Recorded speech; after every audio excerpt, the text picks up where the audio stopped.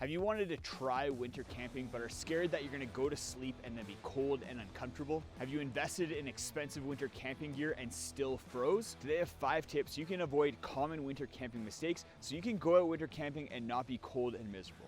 My name is Justin, I'm Canadian, so you can probably trust me. You ever blow up your sleeping pad and then over the course of the night it seems like it gets a leak and significantly deflates, and then once you get home and check it for leaks, you come away with nothing? If you're winter camping and you blew up the sleeping pad with air from your lungs, then likely you don't have a leak in your sleeping pad, but you're experiencing a phenomenon where air takes up less space as it cools down. For example, if you have a sleeping pad that holds 50 liters of air and then blow it up using your breath, which has a temperature of 34 degrees Celsius, as that air cools down inside the sleeping pad from 34 degrees down to, let's say, minus 20 degrees Celsius, it's gonna take up a lot less space, and that's gonna be noticeable with how much pressure you have inside your sleeping pad. Not only will the sleeping pad be less comfortable as it deflates a whole bunch, but in order for a sleeping pad to maximize its warmth potential, it needs to be fully inflated. So avoid the mistake of blowing up your sleeping pad with the air from your lungs and instead use something like an inflation pump. I like the Flextail Tiny Pump X2, or use an inflation bag. While the inflation bag still uses air from your lungs, it has a chance to cool off as it goes inside of the bag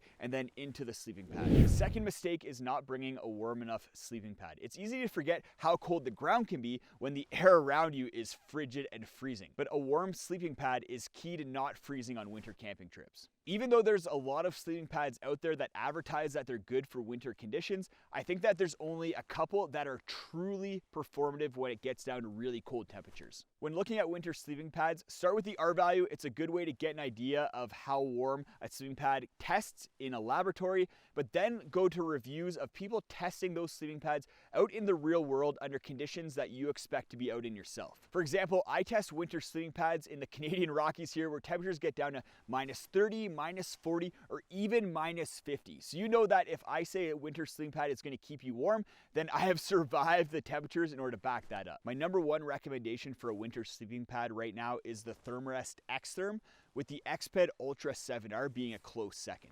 What's awesome about these pads is that they're super warm without being too heavy, which is something that the sponsor of today's video, Garage Your Own Gear, is all about. While I love all the innovative gear that they carry from small cottage brands like powdered soap and toothpaste tabs that don't freeze in the wintertime, they also carry mainstream staples like the X-Therm and the Ultra 7R. They also carry the inflation pump that I talked about earlier. Definitely go check out Garage Your Own Gear as well as both these sleeping pads and that pump at the links in the video description. One of the most common tips that I see for staying warm when winter camping is pouring hot water into a Nalgene and then putting that Nalgene inside of your sleeping bag at night when you're sleeping. But there's 2 big reasons that this is a mistake. The first reason is that Nalgenes have the potential to leak, especially when you expose them to temperature changes. I've been out on trips where someone has had a minor leak inside of their sleeping bag, and if the entire Nalgene leaks in your sleeping bag, that could be deadly. The second reason is that I don't think it's a good idea to rely on something that takes a lot of effort.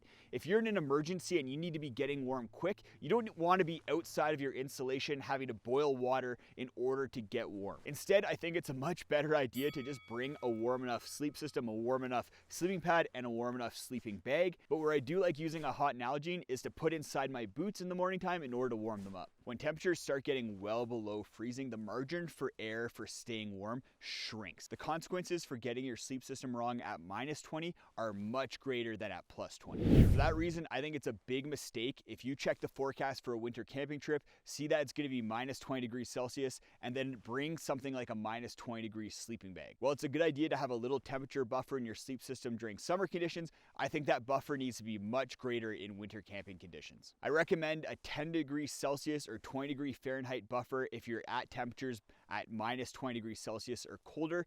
If you're in slightly warmer temperatures, then that buffer could be a little bit smaller. When I started out camping, I'd constantly make one of the biggest mistakes that you can make. When temperatures got really cold, like in the mornings, I'd pull my sleeping bag up over my head, bury into my sleeping bag, and just cuddle right in. It was super cozy and warm. But this is a surefire way to be freezing cold and even end up in dangerous situations if you do this when it's cold out and in winter camping conditions. The issue is that you breathe out a lot of moisture, and if that moisture is getting into a down sleeping bag, then it's going to compromise the down inside the sleeping bag, and then it's not going to be able to keep you as warm. The gist is that wet down is bad, and you want to be directing your breath out and away from your down insulation, and there's two things you can do to help with this. The first is to use a buff in order to keep your face warm so you don't feel like you have to bury it into your sleeping bag. The buff will also trap some moisture and then help with condensation as well as the amount of moisture that's getting out from your breath. The second thing is to use a sleeping bag like this Thermarest Polar Ranger,